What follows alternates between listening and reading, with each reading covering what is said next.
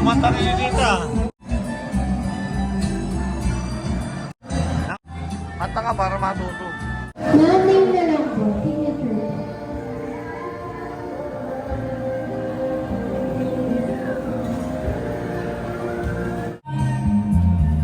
How did it come to me? I don't know how you found me. Right for you,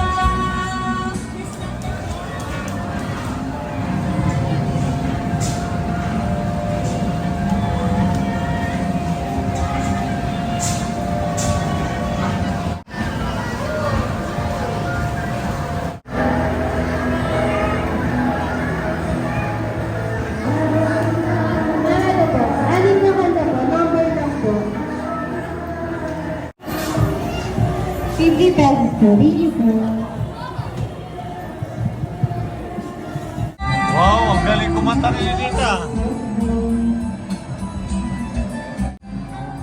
Kanta ka para matuto.